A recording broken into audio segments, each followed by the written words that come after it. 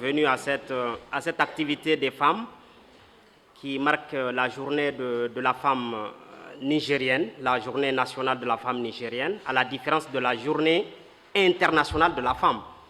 La vice-rectrice l'a déjà dit, c'est à côté de cette journée internationale de la femme, la journée nationale de la femme nigérienne a son propre statut. Et elle avait retracé les conditions dans lesquelles, en tout cas, vous êtes arrivés à commémorer cette journée-là. C'était, vous avez voulu revendiquer vos droits politiques et votre représentativité dans la commission préparatoire de la conférence nationale en 1991. C'était ça que vous commémorez aujourd'hui. Je voudrais, avant de commencer, dire une pensée profonde, celle que j'ai pour les forces de défense et de sécurité au Niger qui ont perdu leur vie, celle du Burkina Faso, celle du Mali également, et que Dieu ait leur âme. Je n'ai jamais oublié à penser aussi profondément, en tout cas aux Palestiniens qui aujourd'hui croulent sous les balles assassines des Israéliens et puis des États-Unis. C'est vraiment une injustice institutionnalisée que nous avons là-bas. Donc il faut que nous pensions à ces Palestiniens-là. C'est très important. Que Dieu ait l'âme, en tout cas, ou les âmes de ceux qui, parmi les Palestiniens, sont déjà partis. Chers amis, le thème est vaste, contribution de la femme nigérienne dans le processus de la refondation du Niger, entrepris par le CNSP depuis le 26 juillet 2023. J'aurais voulu que vous me donniez la journée pour ça. Malheureusement, on me dit que j'ai 30 minutes. J'espère que tu vas me faire un cadeau de 10 minutes ou 20 minutes. D'accord. Donc, chers amis, je vais d'abord, comme par méthodologie, par rigueur scientifique, expliquer les termes du sujet. Qu'est-ce que c'est que la contribution? Contribution, c'est l'apport, c'est-à-dire qu'est-ce que vous apportez dans la refondation au Niger. C'est ça, votre contribution. Ensuite, la femme, par définition, vous savez mieux la femme que moi. La femme, c'est vous. Mais pour moi, c'est l'être supérieur.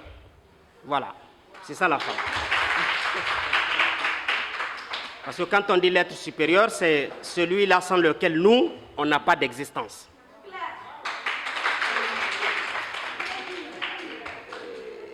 Et quand je dis refondation, vous voyez bien que c'est un terme qui est composé de deux mots, fondation et re. Re, c'est un préfixe. Donc, on renouvelle la fondation. C'est comme cet amphithéâtre qui est là. Quand on constate que quelque chose ne va pas bien, que le toit ne tient pas bien, on casse tout et on creuse davantage la fondation pour encore aller dans le sol beaucoup plus loin pour que le haut soit beaucoup plus solide. Donc, quand on parle de refondation du pays, c'est qu'on a trouvé à un moment donné que quelque chose ne va pas, ou bien des choses ne vont pas, que ça va mal quelque part dans certains secteurs, et on décide de recommencer à zéro. Vous avez vu les circonstances dans lesquelles le coup d'État a eu lieu, c'était des travers que le pays connaît. Eh bien, l'insécurité, elle est là, l'insécurité grandissante, liée au terrorisme que nous connaissons tous dans le pays. En tout cas, dans la région de Tillabéri, dans la région de Tawa, dans la région de Maradi, dans la région de Difa, et bien d'autres, même dans la région de Dosso, on en connaît du terrorisme. Donc, c'est, si vous voulez, pour ne prendre qu'un exemple très tangible que vous connaissez tous, c'est dans ces conditions que le coup d'État a eu lieu. Eh bien, l'un des secteurs qui a besoin d'être refondé, c'est bien le secteur de la sécurité. Donc, il nous faut une souveraineté sécuritaire. Donc, voilà un peu, si vous voulez, pour expliquer le terme de refondation, ce que c'est que la refondation.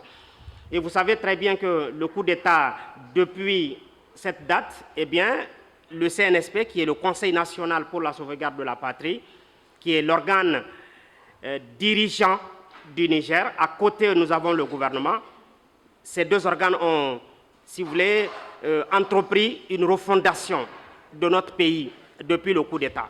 Et nous allons dire les secteurs dans lesquels cette refondation a été entreprise et que vous, les femmes, on a besoin de votre contribution, une contribution substantielle, tangible, concrète et claire. C'est de ça qu'il va s'agir aujourd'hui. Parce que la journée de la femme, c'est quoi? C'est une journée, cette journée-là, du 13 mai, c'est une journée qui doit être consacrée à des réflexions, à des moments de réflexion.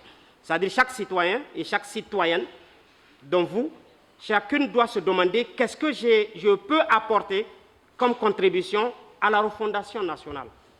C'est de ça qu'il s'agit aujourd'hui. Maintenant, je vais dans un premier temps vous dire les origines, même si Madame la rectrice a déjà parlé, les origines du 13 mai.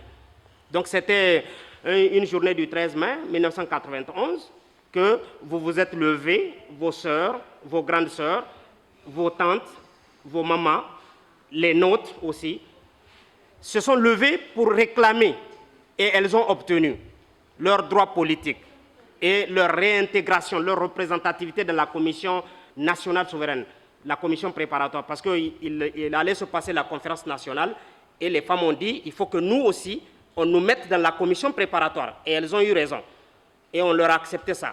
Maintenant, ces droits ont évolué depuis cette date jusqu'à aujourd'hui. Nous allons vous dire qu'est-ce qui a évolué et qu'est-ce qui n'a pas évolué.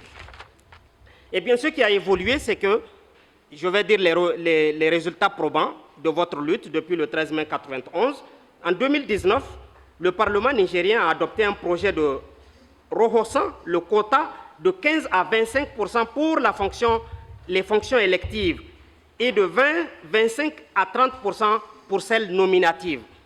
Ça, c'est l'Assemblée nationale du Niger qui a voté ça en 2019, pour dire que parmi les députés, eh bien, les 15 à 25% doivent être des députés femmes. Et au niveau des nominations que l'État entreprend, les 25 à 30% des nominations doivent être des femmes. Ça, c'est une loi qui a été votée à l'Assemblée nationale. Donc, il faut que vous ayez ça à l'esprit et que vous essayiez de faire en sorte que ça soit appliqué. C'est important. Parce que quand on lutte et qu'on acquiert des droits, il faut les acquérir, il faut les conserver. C'est des acquis. Il faut les conserver. C'est très important. Parce que ce moment, c'est un moment de sensibilisation. Vous devez avoir ces informations-là. Alors, la conséquence directe de cette loi, c'est qu'on a vu 50 femmes au Parlement à l'issue des élections générales de 2020 à 2021. 50 femmes à l'Assemblée nationale, contre 29 femmes lors des élections de 2016. Vous voyez qu'il y a eu une progression. Et c'est grâce à la loi-là et grâce à la lutte des femmes que cet acquis a été conservé, a été acquis. Cependant, il y a toujours des inégalités qui sont là.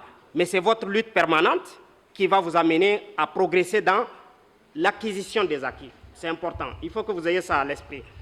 Alors, mes chers amis, c'était hier soir qu'on m'a fait savoir que je dois exposer sur ce thème-là. Donc, j'ai ramassé quelques informations que je vais vous passer de façon un peu éparse.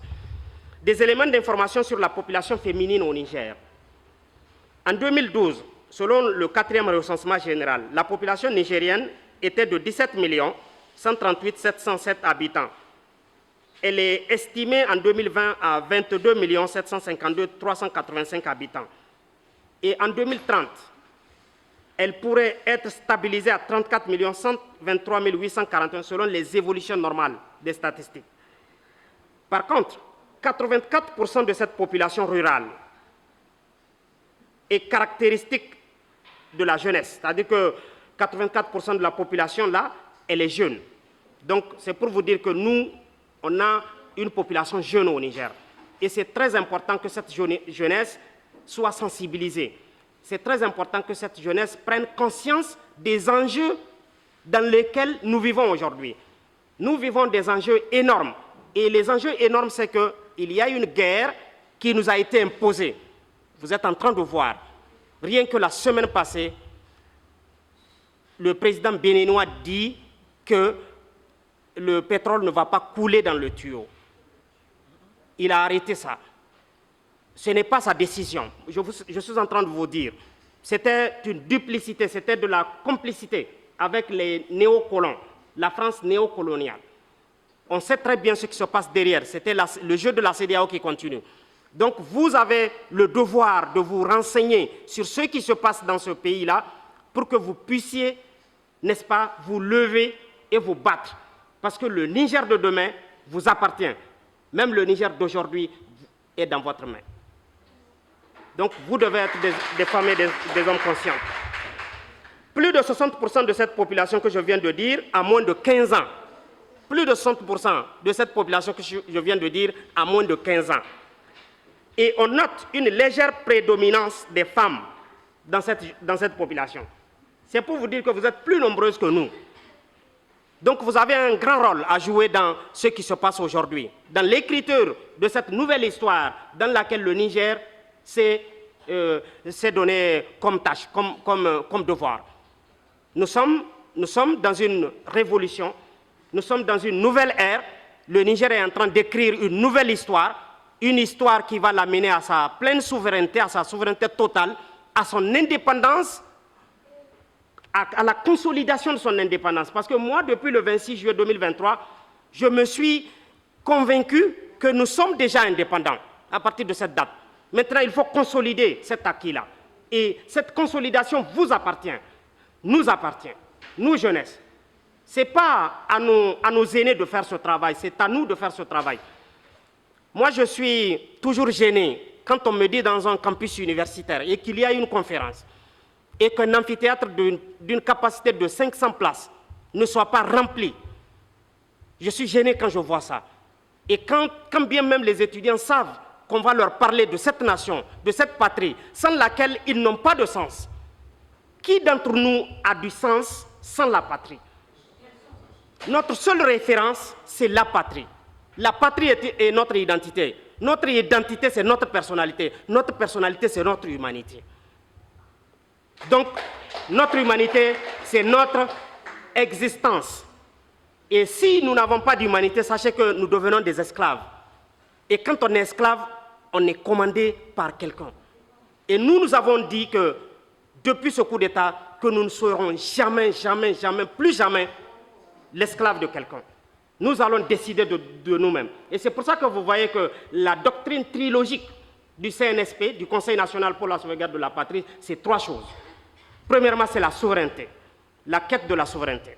Deuxièmement, c'est la diplomatie innovante, une diplomatie de réciprocité. Et qu'est-ce que c'est que la diplomatie de réciprocité? C'est une diplomatie par laquelle le Niger va choisir ses propres partenaires. Ses partenaires de choix. C'est-à-dire, nous allons commercer avec qui nous voulons. Et vous avez bien vu les actions que pose le CNSP aujourd'hui. Nous sommes en train de choisir nos partenaires par nous-mêmes, sans que quelqu'un d'autre ne nous dicte. Parce que ça, c'est fini, ça. C'est ça la diplomatie de réciprocité. Nous voulons que cette diplomatie soit indépendante. Et l'indépendance de cette diplomatie vous appartient. Sans vous, le CNSP ne peut rien faire. Le CNSP s'adosse sur la population. Et la population, c'est vous. 84%. Vous êtes jeunes. C'est vous. Donc, levez-vous. Si la camarade n'est pas là ou le camarade n'est pas là à cette conférence, donnez-lui l'audio, il va écouter. Donnez-lui le visuel, il va regarder. C'est très important. La troisième chose de la doctrine trilogique, c'est quoi? C'est la mise en avant de l'intérêt supérieur de la nation, s'il vous plaît. Chacun d'entre nous a le devoir de mettre l'intérêt du Niger devant, quelles que soient les conditions dans lesquelles il se trouve. L'enseignant du primaire en brousse là-bas, loin dans les recoins du village,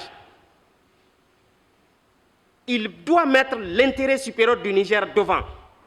En venant enseigner les enfants le matin de 8h à midi, de 15h à 18h, selon les horaires indiqués par son ministère. C'est ça, être citoyen. Et vous et moi, qui sommes sur ce campus-là, nous devons faire ce travail-là, en ne jetant pas ne serait-ce qu'un sachet de piawata avec lequel nous avons fini. C'est très important. C'est une culture citoyenne. Le fait, quand vous voyez la camarade ou le camarade s'y finir avec un sachet de piawata et qu'il le jette par inadvertance, prenez ce sachet, mettez-le dans une poubelle. C'est important. Ça, c'est un acte patriotique. Parce que le changement ne commence que par soi-même, avant de pouvoir changer l'autre. C'est très important. Nous devons commencer par là. Et nous, notre combat depuis le coup d'État du 26 juillet 2023, c'est de renouveler la conscience des Nigériens, des jeunes Nigériens, de la jeunesse nigérienne. Et c'est ça qui fait qu'après avoir fait des conférences dans toutes les universités publiques du Niger et dans les différents départements des régions, comme le modérateur l'a si bien indiqué, j'ai entrepris une série de conférences à l'international, où j'ai déjà à mon actif 3 pays, le Bénin, le Togo et le Burkina Faso. Et d'ici là, j'envisage aller dans le pays de l'AES, le premier pays de l'AES, excusez-moi du terme, parce qu'il est la première transition sur laquelle nous nous expérimentons, nous et le Burkina, le Mali.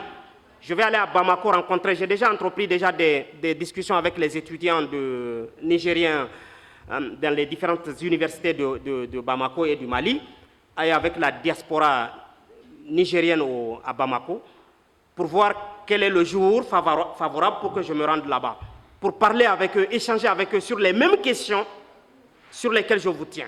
Une trilogique du CNSP, conquête de la souveraineté, diplomatie innovante ou diplomatie de réciprocité et puis mise en avant de l'intérêt supérieur de la nation. Vous savez, les Américains, qu'est-ce qu'ils font? C'est très important, la mise en œuvre. Un Américain, ou si vous voulez, l'État américain, quand l'intérêt des États-Unis est menacé par quel que soit ce qu'ils doivent vous faire comme menace pour préserver l'intérêt supérieur des États-Unis, ils vont le faire. Si l'intérêt supérieur des États-Unis exige que le Niger soit frappé, toutes les 8 régions soient frappées par des missiles en même temps, les États-Unis le feront. Ça, c'est le niveau de patriotisme des États-Unis. Donc nous aussi, nous devons faire en sorte que tout ce qui est intérêt supérieur de la nation nigérienne, il faudrait que ça soit mis en avant. Et nous sommes prêts à nous sacrifier pour ça. C'est important. Si vous voyez que la frontière du nigéro-béninoise du côté Niger n'est pas encore ouverte, c'est parce que le CNSP sait d'où il vient, où il est et où il veut aller. Nous sommes menacés du côté du Bénin. Le président béninois pense que nous sommes en train de penser que l'armée française est là. Même si l'armée française n'est pas là, il y a jusqu'à 5 bases militaires dans lesquelles les terroristes sont formés aujourd'hui au Burkina Faso et au Bénin, sur le territoire béninois et sur le long de la frontière. Nous connaissons bien les endroits parce que je connais le long de la frontière. Quand on me parle de Badje Kali, je sais c'est où, parce que j'ai des parents là-bas. Quand on me parle du parc de W, la dernière fois quand j'étais parti faire la conférence à Falmey, 3 jours avant ma conférence, Falmey a été attaqué. Et les terroristes vivaient dans le parc du W. Ils avaient traversé le fleuve pour venir à Falmey pour attaquer. La veille de ma séance de sensibilisation, les terroristes étaient venus chercher dans la nuit celui qui devait venir avec les médias pour filmer notre séance de sensibilisation. Heureusement, le monsieur n'était pas venu ce jour-là. Il avait eu des empêchements à Niamey, il n'a pas pu venir. Il se trouvait que c'était juste une chance. Sinon, les terroristes allaient l'enlever. Parce qu'ils avaient appris qu'il y aurait une séance de sensibilisation. Et ils ont entendu que c'est ce monsieur-là qui est à Niamey, le bailleur des jeunes de là-bas, qui va amener les médias. Ça veut dire que s'ils ont l'information que c'est moi le conférencier qui doit me déplacer de Dosso vers là-bas, ils vont me... C'est clair. Mais moi, j'ai dit aux jeunes de là-bas, moi-même demain, vous m'appelez, je vais venir. Non. Vous pensez... Non, quand je le dis, je ne le dis pas par blague. Même le lendemain, quand il m'appelle, je prends mon véhicule et je vais. Parce que moi, j'ai dit que dans cette lutte, je préfère mourir par cette lutte que de mourir à l'hôpital sous le coup d'une maladie.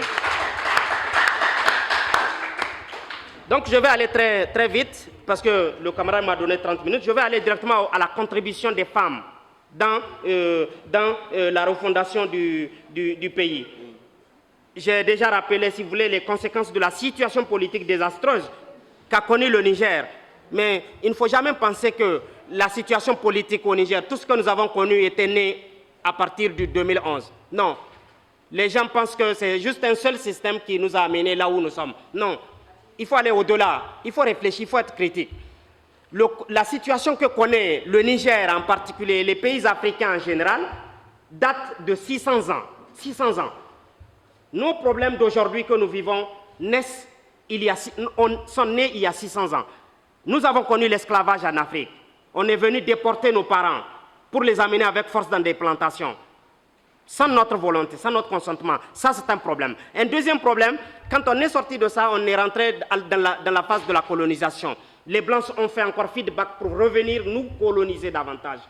Et tout le monde sait déjà un peu comment est-ce que la colonisation a été pour les Africains. Ça n'a pas été facile. Beaucoup de têtes africaines, quand je dis têtes africaines, des intellectuels africains, des braves valides africains, ont perdu la vie avec la colonisation. Puis on est rentré dans la phase des indépendances.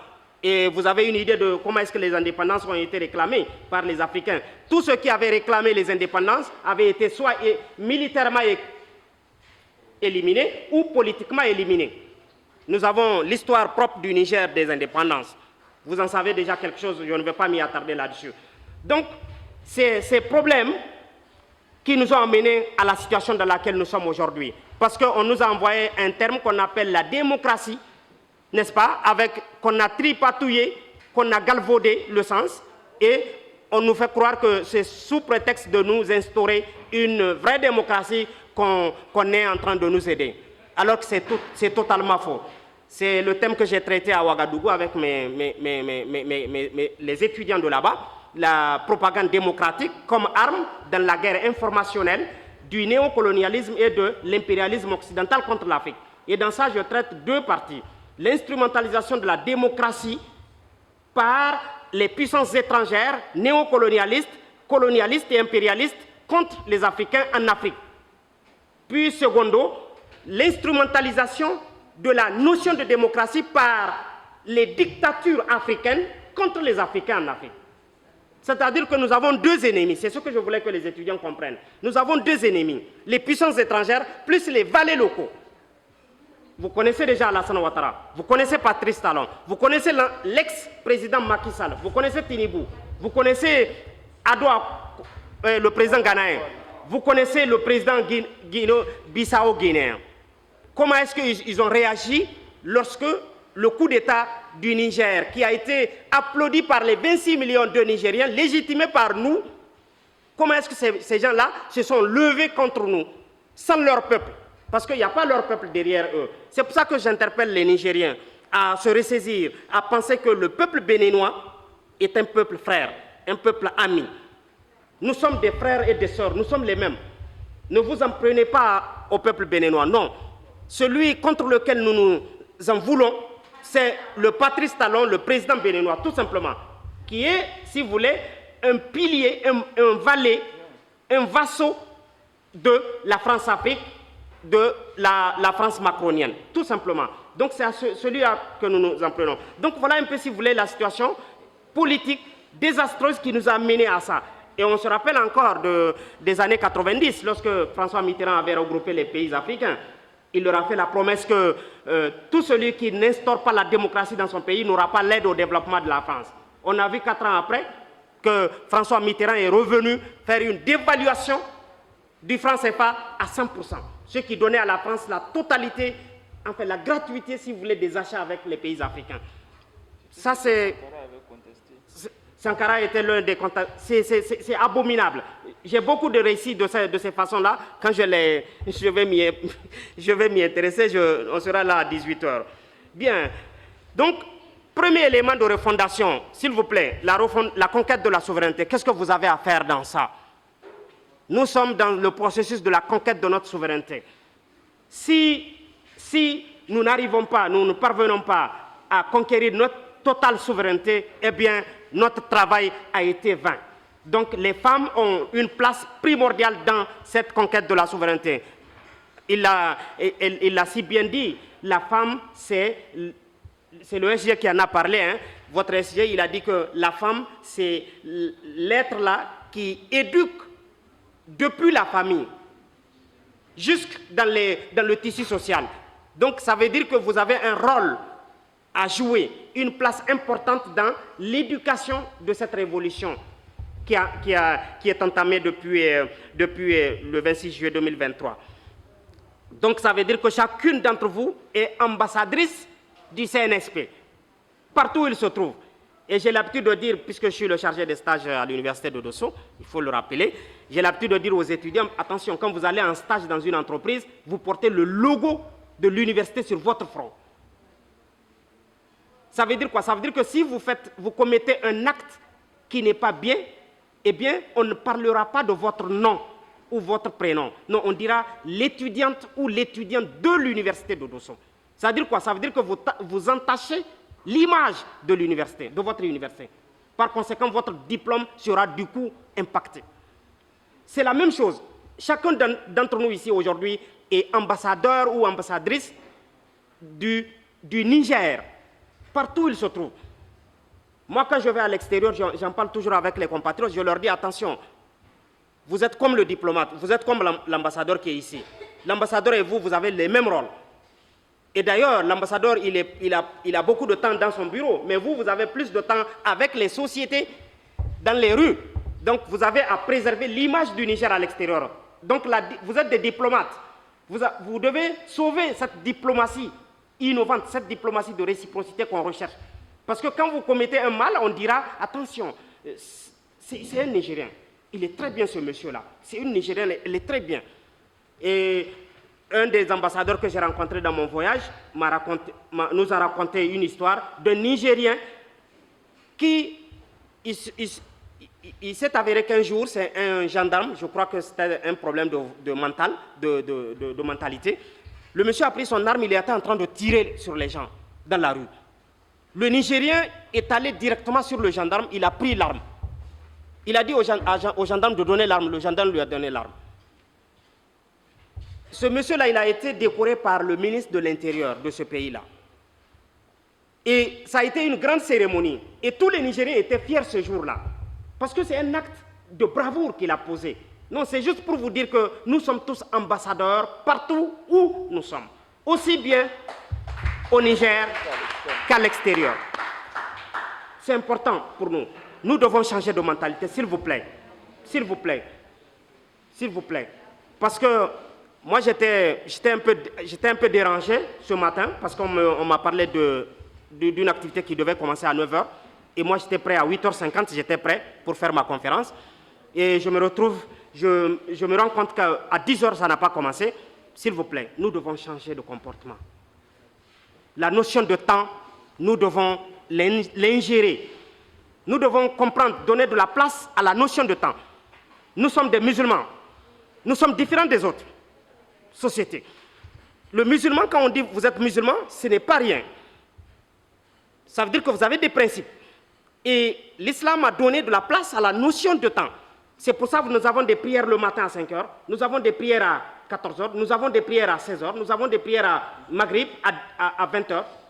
Et tout celui qui fait ses prières aux heures indiquées, le hasanat, dépasse largement celui qui ne fait pas ses prières à l'heure. Nous devons ingérer la notion de temps et savoir que le temps, c'est important pour nos rendez-vous, pour nos activités. Moi, je ne dirais pas que le temps, c'est de l'argent. Il ne faut pas le dire. C'est interdit de dire ça en islam. En finance, je suis masterant en finance islamique. Je sais ce que je dis. Le temps, c'est de l'argent, c'est interdit de le dire. C'est les Anglais qui le disent. Ce n'est pas islamique. Time is money, ce n'est pas islamique. Parce que les banques vendent du temps aux gens. C'est pour ça que l'intérêt est interdit. Bref, c'est juste pour vous dire, faites attention au rendez-vous. Si on vous donne rendez-vous à 1 h précise, soyez à l'heure, s'il vous plaît. C'est important. Il faut que nous changions de comportement. Et vous devez également vous intéresser à l'économie. À l'économie. Vous devez également être, si vous voulez, des mères éducatrices. Ne sous-estimez pas vos âges. Vous êtes très importantes. Si vous êtes entre vous, parlez des sujets de la nation. Ne vous blaguez pas avec ça. Parce que nos ennemis ne blaguent pas avec ces questions, les questions qui nous lient avec eux. Je vous assure, il y a beaucoup de choses qui sont en train d'être tramées contre nous. Vous avez vu la dernière fois, les États-Unis ont tout fait pour activer le chapitre 7 du Conseil de sécurité. Le chapitre 7 du Conseil de sécurité dit que si un État membre des Nations Unies est dans la posture de causer un mal à la paix internationale, eh bien, il est susceptible d'être frappé par le Conseil, oui, par les Nations Unies. Et c'est pour ça qu'on a dit qu'on est en train de vendre de l'uranium à l'Iran. Et le CNSP était sorti pour leur dire attention, depuis que l'uranium du Niger a commencé à être extrait, c'est la France qui l'extrait. Donc si une vente a été effectuée en direction de l'Iran, c'est que c'est la France qui l'a faite. Depuis là, on n'a plus entendu encore le Conseil de sécurité. Ils ont su, c'est ce qu'ils ont fait à Saddam Hussein qu'ils ont voulu faire au Niger, pour nous frapper. Parce qu'ils n'ont pas eu de prétexte pour nous frapper. La dernière fois, j'ai entendu, il paraît que c'est de l'argent qu'ils veulent nous donner pour nous aider. Ça, c'est pour nous avoir. Non, on n'a pas besoin de leur argent. Soyez fiers du CNSP et du gouvernement. Soyez fiers d'eux. Aujourd'hui, les États-Unis sont en train de s'accroupir devant le CNSP pour demander des excuses. Nous n'avons pas besoin de leurs excuses. Aujourd'hui, nous sommes aguerris mentalement, intellectuellement, moralement, physiquement, on est prêts. Parce qu'on a compris désormais que le Niger est un pays riche. Ce sont eux qui se précipitent en fin d'année à aller dans les organismes tels que Transparency International, Human Rights Watch, pour dire que notre démocratie n'est pas bonne, que nous sommes derniers sur la planète. Le Burkina est avant-dernier, le Mali est avant-dernier. Mais aujourd'hui, ce sont eux qui sont derrière nous pour s'accroupir et demander des excuses. C'est parce que nous sommes riches. Je le rappelle toujours, le Liptako gourmand, les ressources du Liptako gourmand peuvent nourrir 8 milliards d'individus. 8 milliards d'individus. La Terre ne dépasse pas 8 milliards d'individus. Ça veut dire que l'AES peut supporter toute la Terre, toute la planète Terre. Le nord de Tillabéri jusqu'au nord de Tawa, la portion de terre là, de territoire là, recouvre du pétrole équivalent au pétrole de l'Arabie Saoudite et du Koweït. Les recettes de l'uranium du Niger annuelles peuvent supporter les dépenses, le budget national du Niger chaque année. Où est-ce qu'on va mettre l'argent de l'or, l'argent du pétrole, l'argent du lithium, l'argent du cobalt, l'argent du fer, l'argent du... Parce que le Niger, le sous-sol nigérien est un cascade géologique. Moi, je dis aux étudiants et à la population nigérienne, faites l'histoire du pays et faites la géographie de ce pays. Étudiez votre histoire. Sachez d'où est-ce que vous êtes venu, quel est votre parcours, le parcours du Niger, des sociétés nigériennes jusqu'à aujourd'hui. Qu'est-ce que nous avons traversé pour venir ici? Et faites la géographie du pays. C'est dire, il faut étudier dans les livres, savoir qu'est-ce que nous avons comme ressources. Parce que si on ne se connaît pas, si on ne connaît pas sa valeur, on ne peut pas être son propre défenseur. Si nous sommes aujourd'hui en train de donner des conférences, on fait pieds et mains pour que les gens comprennent, les gens soient conscients des enjeux aujourd'hui, c'est parce que nous avons un peu une idée de ce que nous sommes au Niger. C'est très important. Ça, c'est un devoir moral qui incombe en vous. Et si vous ne le faites pas, vous avez trahi votre mission. Parce que chaque jeunesse a une mission, pourvu qu'elle la connaisse et qu'elle l'exécute. Et nous avons décidé que nous allons exécuter notre mission. Mais nous avons besoin de votre accompagnement. Il faut qu'on le fasse ensemble. Parce que le mérite, parce que les résultats seront redistribués à nous tous. Quand ça va bien aller aujourd'hui au Niger, zéro insécurité sur le territoire, avec l'exploitation de tous les minéraux que nous avons dans le sous-sol, quand les retombées vont arriver, eh bien tous les diplômés auront en tout cas des postes, du travail à faire. Et ça, c'est le bénéfice de tous. Donc dans cette lutte-là, personne ne doit se traiter en traître. Tout le monde doit s'y mettre, sans exception aucune. Donc voilà, si vous voulez, camarades, un peu, pour dire un peu que vous êtes aussi des actrices de sécurité. Et pour ça, moi, je vous exhorte à travailler avec tout le monde. Travailler même avec le secteur, enfin, les forces de défense et de sécurité. Il faut des actions civilo-militaires. Il faut que nous collaborions avec nos forces de défense et de sécurité pour leur donner la bonne information afin qu'elles agissent promptement et de façon pragmatique pour arrêter les massacres que nous connaissons, nous sommes en train de connaître. Parce qu'aujourd'hui, je vous dis, on est en train de nous faire une guerre qui s'appelle la guerre hybride.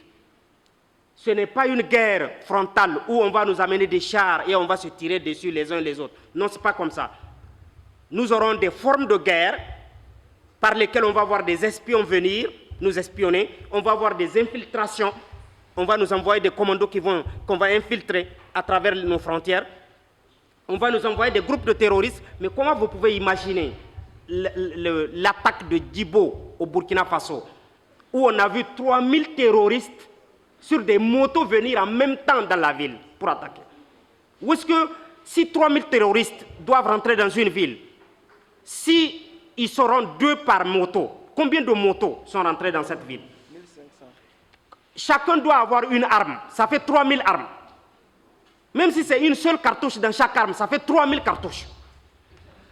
Merci beaucoup vraiment pour cette communication aussi fructueuse qu'importante. Donc, nous vous remercions pour votre aimable attention. Avant de placer place au débat, nous allons eu à écouter les propos introductifs, qui a consisté vraiment à faire un cadrage de la thématique en donnant la définition des terminologies les plus importantes de la thématique. Après cela, nous avons eu à parler des origines de l'état actuel du pays, qui date de plus de 600 ans, à savoir l'esclavage, la colonisation et les indépendances maquillées qui ont été octroyées aux pays africains. Après cela, nous avons eu également à parler directement des rôles fondamentaux que doit jouer la femme dans le contexte de la refondation, à savoir l'éducation. Après l'éducation, le rôle que la femme doit avoir en ce qui concerne l'aspect économique du pays. La femme doit également être active du point de vue économique et cela doit se définir par le travail. Nous avons également l'action qu'elle doit mener en ce qui concerne le contexte de la sécurité à travers une large collaboration avec les FDS. Prise de conscience du genre féminin. Il y a également l'éducation ainsi que la sensibilisation que doit faire la femme. Et quand on parle de ça, on parle de l'éducation que la femme doit faire dans le foyer, chez elle. C'est là qu'elle doit commencer. Nous allons finir par l'élément essentiel qui est que personnellement je qualifie de la stratégie du CNSP. Comme monsieur l'avait bien dit, la doctrine trilogique du CNSP, puisque le CNSP met en avance 3 choses qui sont d'ailleurs reconnues par tout un chacun, à savoir la souveraineté du pays, la diplomatie innovante, ainsi que la mise en avant de l'intérêt suprême de la nation sont les 3 choses que le CNSP met devant lui afin de mener ce combat qui appartient à tous les Nigériens. Donc à présent, nous allons devoir donner la parole à un représentant du comité exécutif de Guénou afin de pouvoir établir par la suite une liste